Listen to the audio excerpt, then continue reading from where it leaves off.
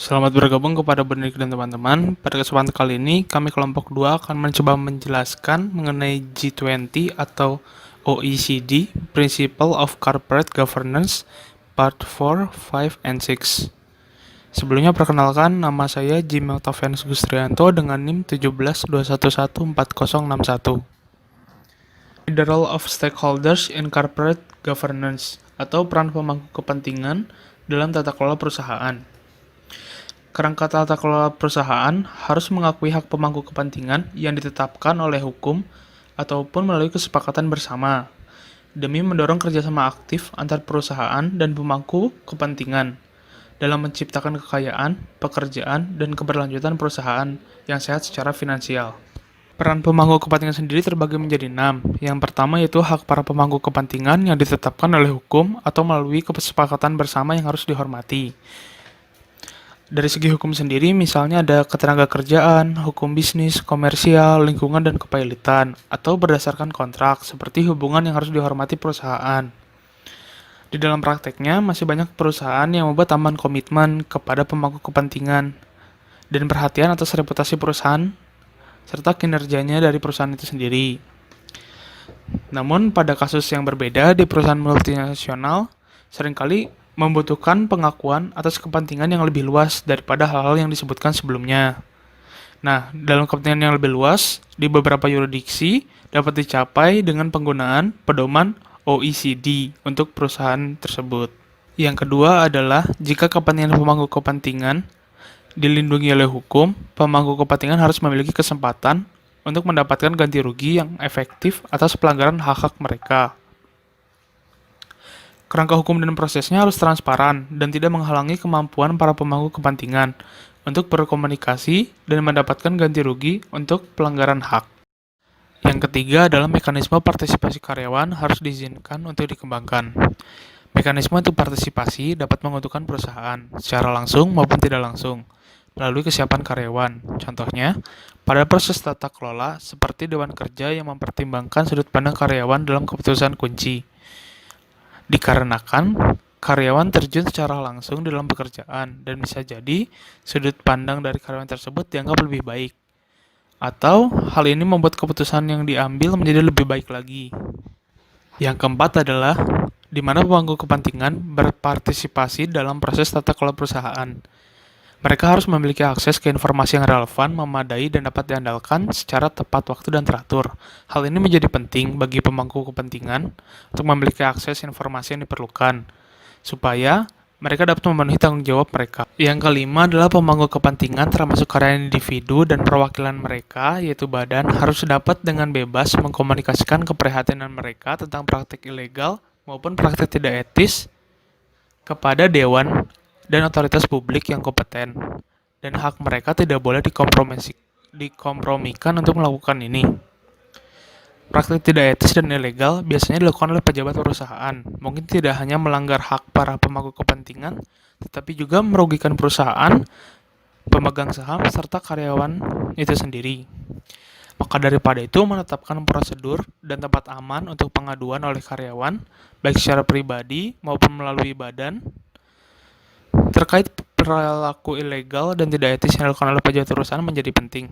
Dewan harus didorong oleh hukum dan atau asas untuk melindungi individu dan badan perwakilan untuk memberikan informasi kepada anggota audit ataupun komite etika perusahaan. Biasanya, beberapa perusahaan telah membentuk lembaga ombudsman untuk menangani keluhan tersebut. Yang terakhir adalah kerangka tata kelola perusahaan harus dilengkapi dengan kerangka kerja kepailitan yang efektif dan efisien, serta penegakan hukum yang efektif untuk hak kreditor. Kreditor sendiri adalah pemangku kepentingan utama dalam berbagai catatan perusahaan, seperti volume dan jenis kredit diperpanjang, akan sangat bergantung pada hak-hak mereka dan pada penegakan hukum di peminjaman berikutnya. Perusahaan dengan catatan tata kelola perusahaan yang baik seringkali dapat meminjam dalam jumlah yang lebih besar dan dengan persyaratan yang lebih menguntungkan daripada perusahaan yang memiliki catatan buruk dan yang beroperasi di pasar yang kurang transparan. Bagian selanjutnya yaitu disclosure and transparency atau pengungkapan dan transparansi. Kerangka tata kelola perusahaan harus memastikan ketepatan waktu dan ketepatan pengungkapannya. Telah dibuat untuk semua hal yang terkait dengan perusahaan atau korporasi, seperti situasi keuangan, kinerja, kepemilikan, dan tata kelola perusahaan. Di sebagian besar negara, banyak informasi, baik wajib maupun sukarela, disusun pada perusahaan publik maupun perusahaan yang belum terdaftar, kemudian disebarluaskan kepada berbagai pengguna. Pengungkapan ini biasanya dilakukan secara rutin, setidaknya setiap tahun atau beberapa triwulan tertentu. Namun pada prakteknya, perusahaan seringkali membuat pengungkapan sukarela yang melampaui batas minimum persyaratan pengungkapan dalam menanggapi permintaan pasar. Untuk menjawab persyaratan pengungkapan maupun prinsip-prinsip pengungkapan, OECD Guidelines mungkin menjadi panduan relevan mengenai pengungkapan dan transparansi yang diharapkan.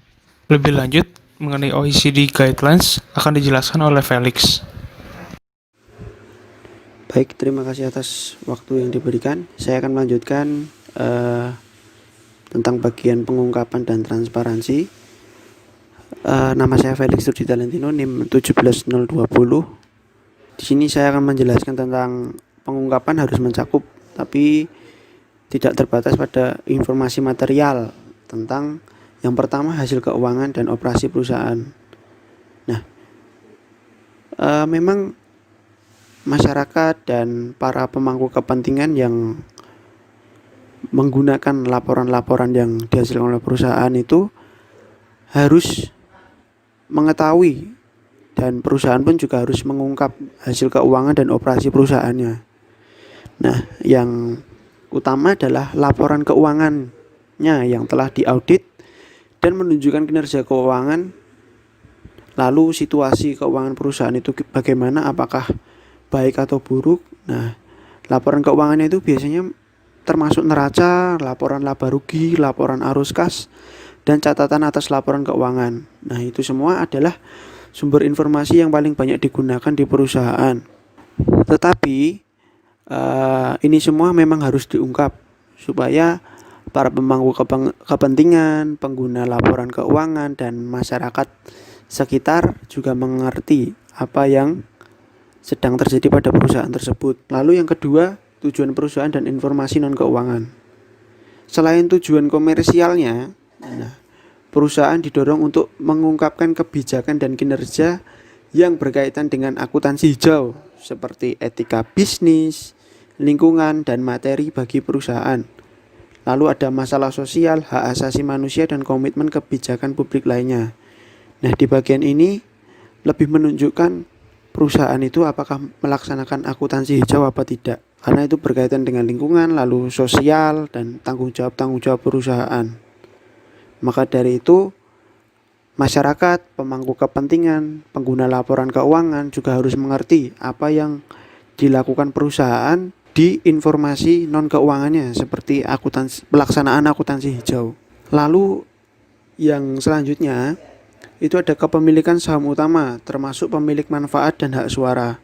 Salah satu hak dasar investor adalah untuk mengetahui struktur kepemilikan perusahaan dan hak-haknya atau vis-a-vis hak pemilik lain. Jadi di tata kelola perusahaan itu memang perusahaan harus menunjukkan bagaimana struktur saham yang dimiliki oleh perusahaan, siapa pemilik utamanya, lalu siapa saja investor-investornya. Nah, itu ditunjukkan di sini. Baik, akan saya lanjutkan. Untuk remunerasi ini yaitu remunerasi anggota dewan dan eksekutif kunci. Jadi perlu diketahui dulu, remunerasi itu adalah pemberian gaji atau pendapatan tambahan. Nah, itu kepada seorang pegawai atau beberapa pegawai yang telah memberikan prestasi bagi perusahaan. Untuk tujuan memberikan remunerasi sendiri adalah yang paling utama adalah memotivasi karyawan untuk lebih mengembangkan diri dan bekerja secara konsisten. Lalu menjadikan SDM yang berkualitas, jadi berkaitan dengan motivasi. Lalu menyejahterakan karyawan Nah, itu kan dilihat dari pemberian penambahan gaji, bonus, atau tunjangan-tunjangan yang lain. Remunerasi anggota dewan dan eksekutif kunci ini menjadi perhatian yang sangat penting bagi pemegang saham.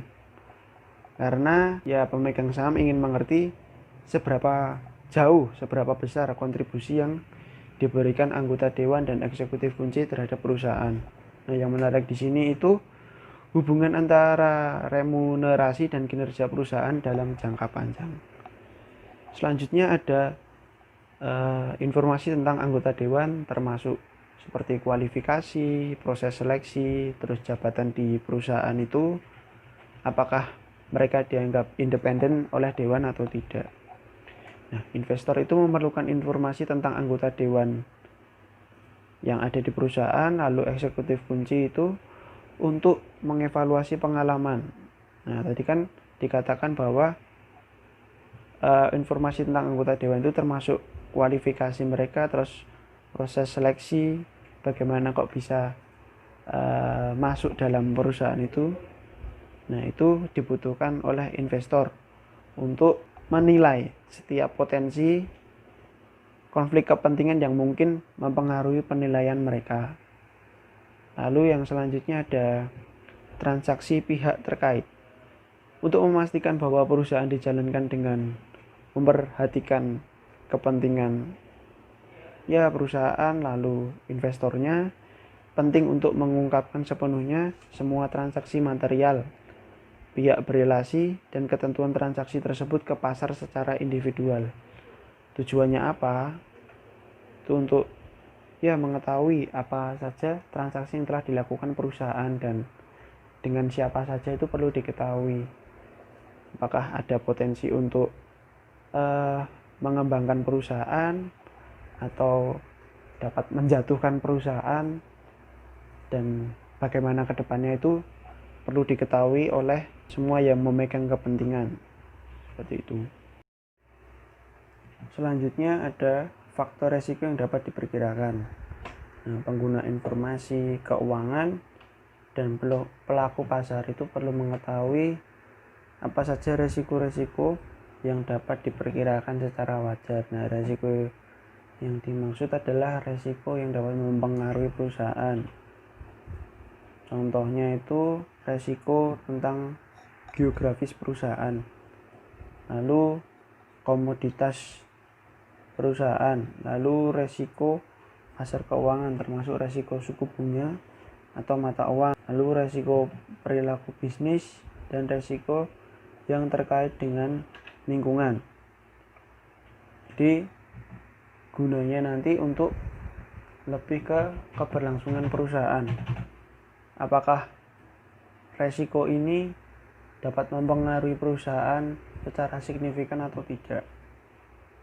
Lalu selanjutnya ada masalah terkait karyawan dan pemangku kepentingan lainnya. Perusahaan dan di beberapa negara itu harus memberikan informasi tentang isu-isu kunci yang relevan dengan karyawan dan pemangku kepentingan yang dapat mempengaruhi kinerja perusahaan atau mungkin berdampak signifikan terhadap mereka. Pengungkapan itu dapat mencakup seperti remunerasi tadi, lalu mekanisme perwakilan karyawan, hubungan karyawan dengan pemangku kepentingan, lalu hubungan dengan pemasok dan komunitas lokal. Selanjutnya yang terakhir ada struktur dan kebijakan tata kelola, termasuk konten kode atau kebijakan tata kelola perusahaan dan proses penerapannya. Perusahaan harus melaporkan praktik tata kelola perusahaan mereka, dan pengungkapan tersebut harus dimandatkan sebagai bagian dari pelaporan reguler. Perusahaan harus menerapkan prinsip tata kelola perusahaan yang ditetapkan atau didukung. Nah, nanti kan itu disebutkan ada struktur dan kebijakan tata kelola harus diungkapkan. Untuk struktur sendiri mungkin yang dimaksud di sini adalah struktur dari perusahaan itu sendiri. Seperti siapa direkturnya, pemimpinnya siapa, lalu pihak-pihak yang berkepentingan terhadap perusahaan itu siapa saja, lalu karyawan-karyawan itu siapa saja. Itu perlu diungkap dan diketahui oleh yang memiliki kepentingan. seperti masyarakat sekitar, lalu kepada investor dan yang lain sebagainya. Lalu untuk kebijakan tata kelola sendiri ini, yang dimaksud adalah bagaimana perusahaan menjalankan tata kelola perusahaan ini, apakah sudah baik atau belum, lalu apakah tata kelola perusahaan ini sudah diterapkan dengan baik dan benar oleh perusahaan itu sendiri. Baik, mungkin itu saja yang akan saya jelaskan. Selanjutnya akan dilanjutkan oleh Siska. Terima kasih. Baik, Felix, terima kasih atas penjelasannya. Perkenalkan, saya Francisca Natalia Barsutengsi dengan NIM 172114017 dari program studi akuntansi. Selanjutnya saya akan membahas mengenai informasi harus disiapkan dan diungkapkan sesuai dengan standar akuntansi dan pelaporan keuangan dan non-keuangan yang berkualitas tinggi. Penerapan standar akuntansi dan pengungkapan yang berkualitas diharapkan secara signifikan dapat meningkatkan kemampuan investor dalam memantau perusahaan dengan memberikan peningkatan relevansi, keandalan, dan komparabilitas pelaporan, serta peningkatan wawasan tentang kinerja perusahaan. Sebagian besar negara mengamanatkan penggunaan standar yang diakui secara internasional untuk pelaporan keuangan yang dapat berfungsi untuk meningkatkan transparansi dan komparabilitas laporan keuangan dan pelaporan keuangan lainnya antar negara. Standar tersebut harus dikembangkan melalui proses terbuka, independen, dan publik yang melibatkan sektor swasta dan pihak berkepentingan lainnya, seperti asosiasi profesional dan pakar independen. Selanjutnya, audit tahunan harus dilakukan oleh auditor yang independen, kompeten, dan berkualitas sesuai dengan standar audit berkualitas tinggi untuk memberikan jaminan eksternal dan objektif kepada dewan dan pemegang saham bahwa laporan keuangan cukup mewakili posisi keuangan dan kinerja perusahaan dalam segala hal material. Selain menyatakan bahwa laporan keuangan mewakili posisi keuangan perusahaan secara wajar, laporan audit juga harus menyertakan opini tentang cara penyusunan dan penyajian laporan keuangan. Ini harus berkontribusi pada lingkungan pengendalian yang lebih baik di perusahaan. Di beberapa yurisdiksi, auditor eksternal juga diwajibkan untuk melaporkan tata kelola perusahaan. Independensi auditor dan akuntabilitasnya kepada pemegang saham harus diperlukan. Penunjukan regulator audit yang independen dan profesinya sesuai dengan prinsip inti Forum International Regulator Audit Independent atau IFIAR, yang merupakan faktor penting dalam meningkatkan kualitas audit. Merupakan praktik yang baik bagi auditor eksternal untuk merekomendasikan oleh Komite Audit Independen dari Dewan atau badan yang setara dan ditunjuk oleh komite atau badan tersebut atau oleh pemegang saham secara langsung. Selain itu, IOSCO, prinsip independensi auditor dan peran tata kelola perusahaan dalam memantau independensi auditor menyatakan bahwa standar independensi auditor harus menetapkan kerangka kerja prinsip yang didukung oleh kombinasi larangan, batasan, kebijakan dan prosedur serta pengungkapan lainnya yang membahas setidaknya ancaman-ancaman berikut terhadap kemerdekaan. Antara lain, kepentingan pribadi, tinjauan diri sendiri, advokasi, keakraban, dan intimidasi. Komite audit atau badan yang setara harus memberikan pengawasan atas aktivitas audit internal dan juga harus bertanggung jawab untuk mengawasi keseluruhan hubungan dengan auditor eksternal, termasuk sifat jasa non-audit yang diberikan oleh auditor kepada perusahaan. Pemberian jasa non-audit oleh auditor eksternal kepada perusahaan dapat secara signifikan mengganggu independensi mereka dan mungkin melibatkan mereka untuk mengaudit pekerjaan mereka sendiri. Untuk menangani insentif miring yang mungkin timbul, pengungkapan pembayaran kepada auditor eksternal untuk jasa non-audit harus diperlukan. Selanjutnya adalah auditor eksternal harus bertanggung jawab kepada pemegang saham dan berkewajiban kepada perusahaan untuk melakukan kehati-hatian yang profesional dalam melaksanakan audit. Praktik bahwa auditor eksternal direkomendasikan oleh komite audit independen dari dewan atau badan yang setara dan bahwa auditor eksternal ditunjuk oleh komite atau badan tersebut atau oleh rapat pemegang saham secara langsung dapat dianggap sebagai praktik yang baik karena ini menjelaskan bahwa eksternal auditor harus bertanggung jawab kepada pemegang saham. Ini juga menggarisbawahi bahwa auditor eksternal berhutang tugas kehati-hatian profesional kepada perusahaan daripada individu atau kelompok manajer perusahaan yang mungkin berinteraksi dengan mereka untuk tujuan pekerjaan mereka. Selanjutnya adalah saluran untuk menyebarkan informasi harus menyediakan akses yang setara, tepat waktu, dan hemat biaya ke informasi yang relevan oleh pengguna.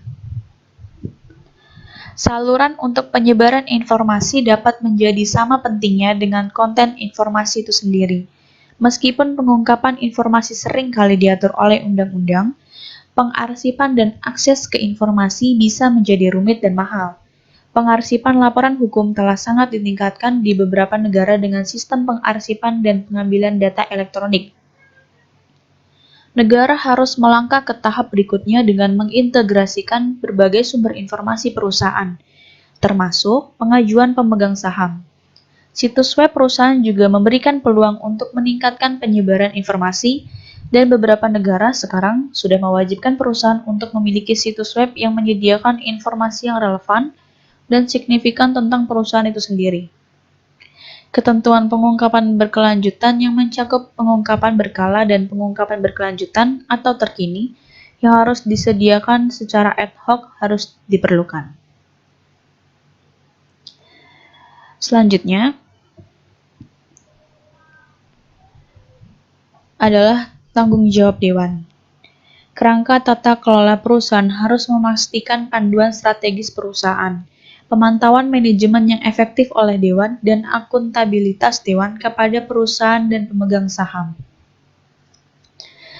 Struktur dari prosedur dewan bervariasi baik di dalam maupun di antara negara.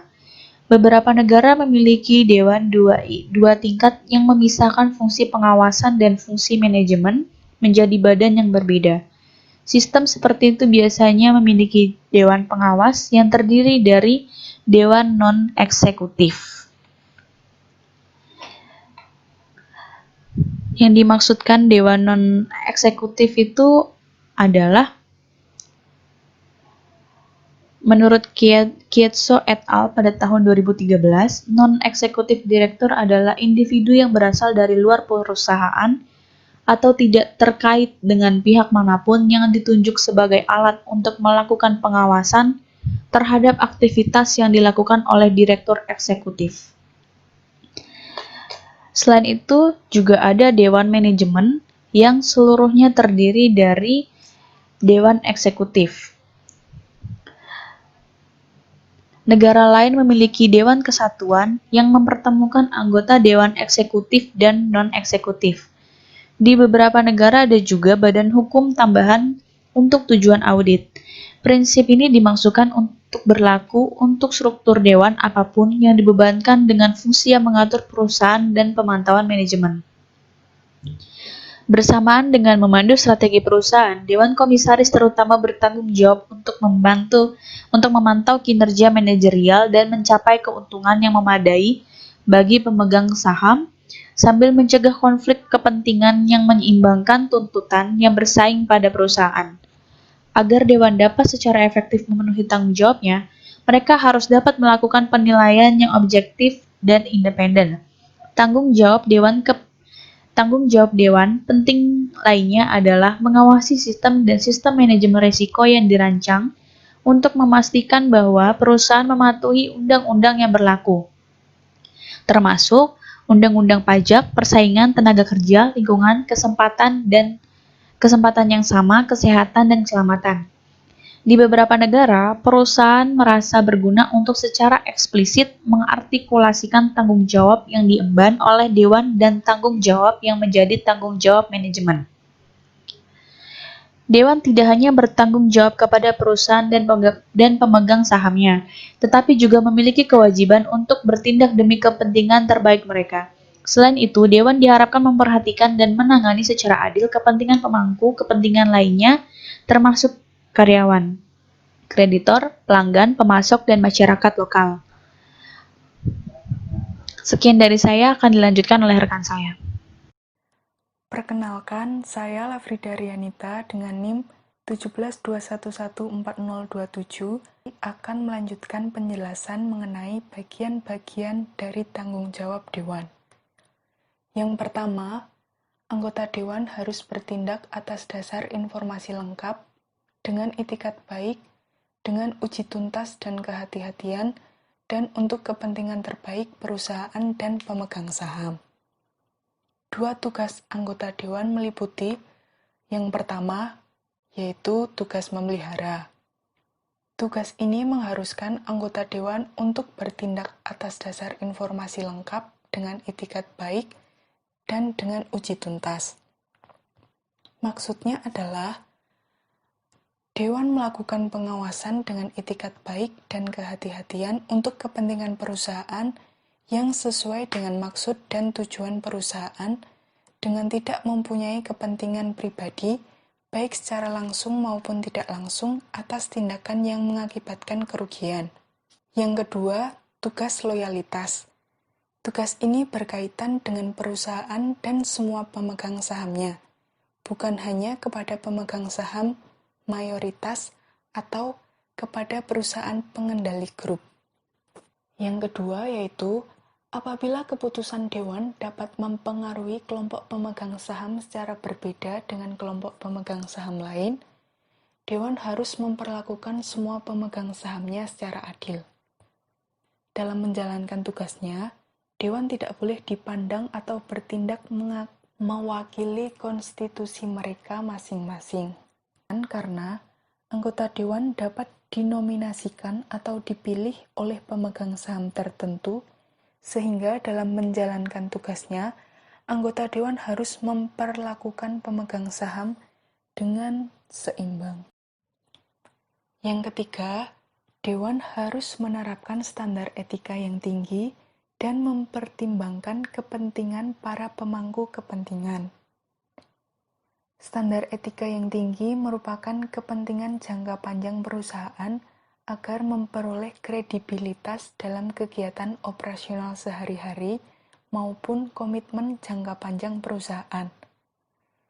Kode etik dapat disusun dari standar profesional maupun peraturan perundang-undangan yang berlaku.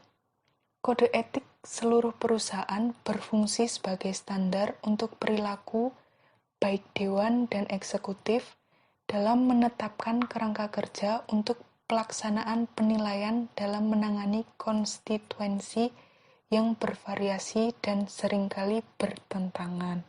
Selanjutnya, mengenai fungsi-fungsi utama yang harus dimiliki oleh suatu dewan. Yang pertama adalah meninjau dan mengarahkan strategi perusahaan, rencana utama, kebijakan mengenai risiko, anggaran tahunan dan rencana usaha, menetapkan sasaran kinerja, memonitoring penerapan dan kinerja perusahaan, serta memantau belanja modal yang besar, akuisisi, dan divestasi. Yang kedua yaitu memantau efektivitas praktik tata kelola perusahaan dan melakukan perubahan yang sesuai kebutuhan. Jadi, tata kelola perusahaan itu dapat diubah sesuai dengan kebutuhan perusahaan. Dapat dinilai sejauh mana efektivitas dan dampak tata kelola bagi pemangku kepentingan dan perusahaan itu sendiri. Yang ketiga yaitu memilih, memberi kompensasi, memantau dan bila perlu mengganti pejabat eksekutif dan mengawasi perencanaan penggantian pejabat.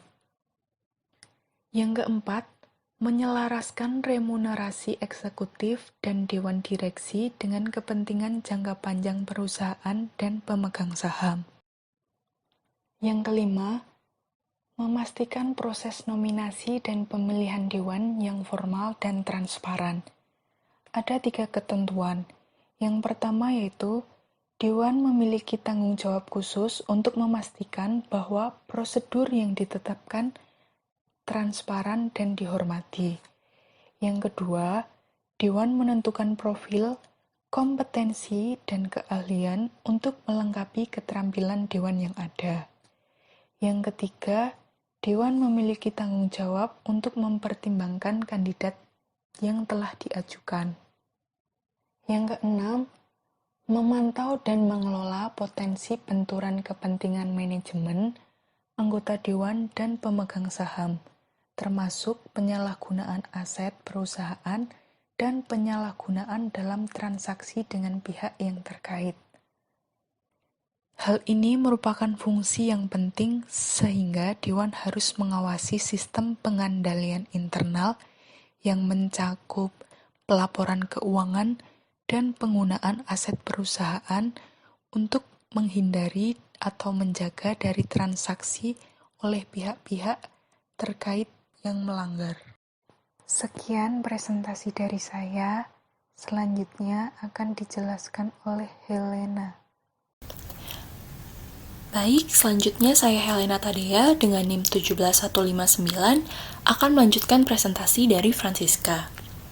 Fungsi utama yang harus dimiliki oleh suatu dewan berikutnya adalah memastikan integritas sistem akuntansi dan pelaporan keuangan perusahaan, termasuk di dalamnya adalah audit independen, bahwa sistem kontrol yang sesuai telah tersedia, khususnya sistem untuk manajemen risiko, kontrol keuangan dan operasional, serta kepatuhan terhadap hukum dan standar yang relevan. Dalam hal ini, Dewan harus menunjukkan peran kepemimpinan untuk memastikan bahwa alat pengawasan risiko yang efektif telah tersedia. Di sini, auditor internal dianggap sebagai praktik yang baik untuk melapor kepada komite audit independen dari Dewan atau badan setara yang juga bertanggung jawab untuk mengelola hubungan dengan auditor eksternal, sehingga memungkinkan respon yang terkoordinasi oleh Dewan. Fungsi selanjutnya yaitu mengawasi proses pengungkapan dan komunikasi.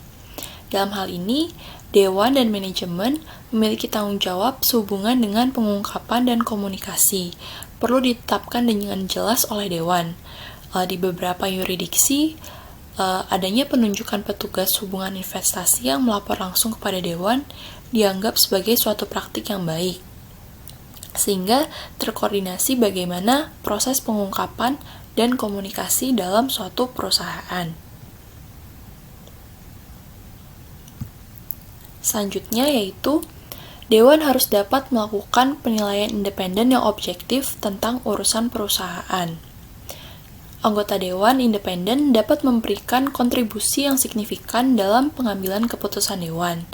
Di sini mereka dapat membawa pandangan yang objektif untuk evaluasi kinerja Dewan dan manajemen. Agar mereka dapat memainkan peran kunci ini, Dewan diharapkan menyatakan siapa yang mereka anggap independen dan beserta dengan kriteria dari penilaian tersebut.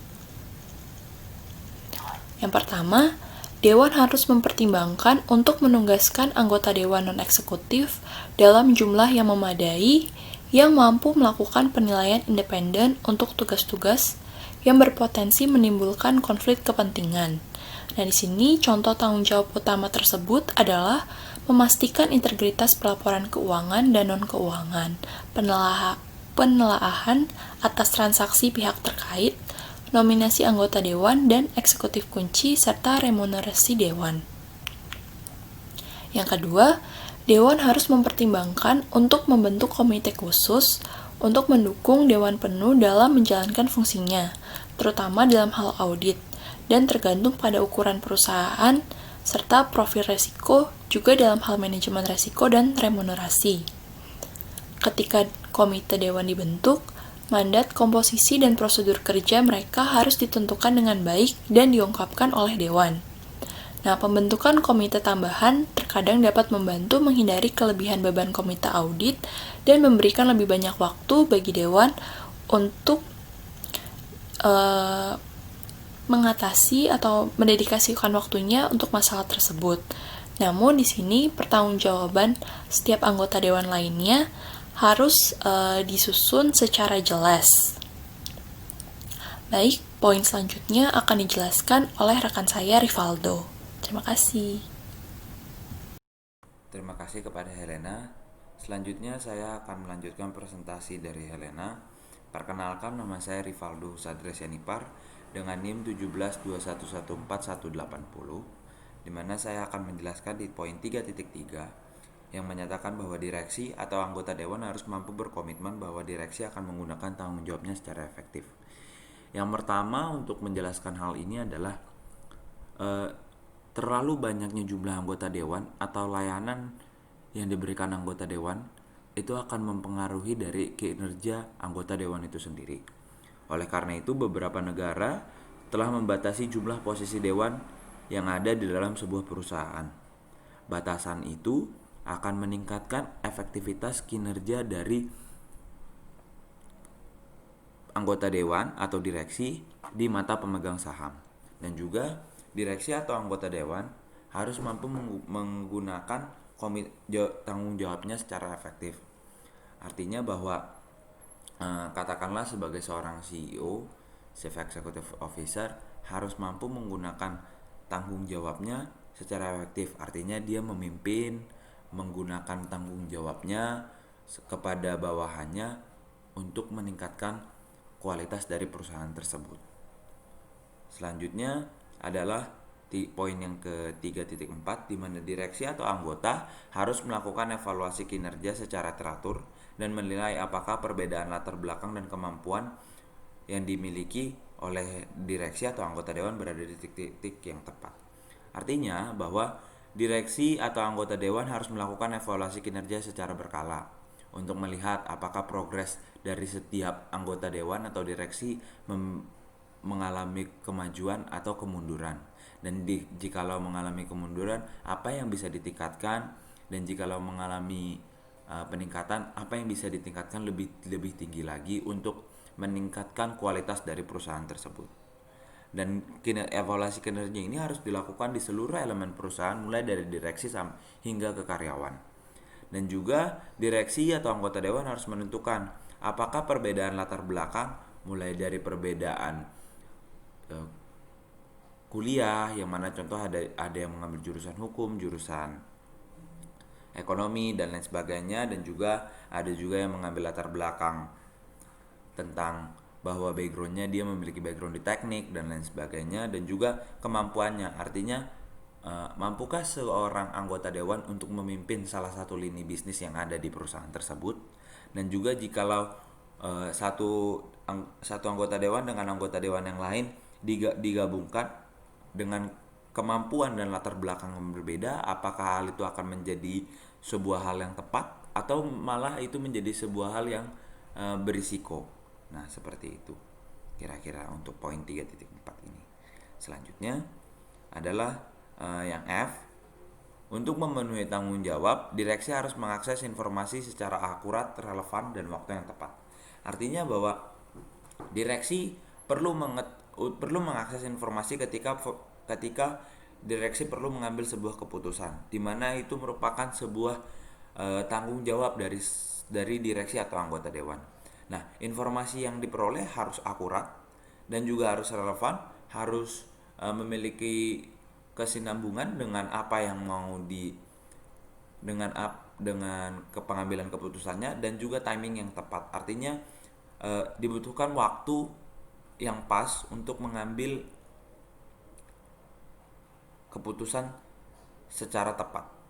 Selanjutnya adalah ketika perwakilan direksi sudah diamanatkan, mekanisme harus dikembangkan untuk memfasilitasi akses informasi pelatihan untuk perwakilan karyawan, sehingga hal ini bisa dilaksanakan secara efektif dan memberikan kontribusi terbaik untuk meningkatkan keterampilan direksi, informasi, dan independensi. Artinya bahwa ketika perwakilan dari sebuah direksi sudah diamanatkan, sudah diberikan tanggung jawabnya, maka mekanismenya untuk memfasilitasi akses informasi pelatihan. Jadi direksi juga harus mengembangkan akses informasi dari direksi kepada karyawan supaya informasi yang diperoleh dari direksi bisa langsung akurat, relevan, dan tepat kepada perwakilan dari karyawan. Jadi hal ini akan meningkatkan dari kontribusi dari direksi kepada karyawan, yang mana nanti hal itu akan meningkatkan keterampilan dari direksi dan juga meningkatkan ketepatan, keakuratan informasi yang diberikan direksi kepada karyawan dan juga independensi dari direksi itu tersendiri. Terima kasih.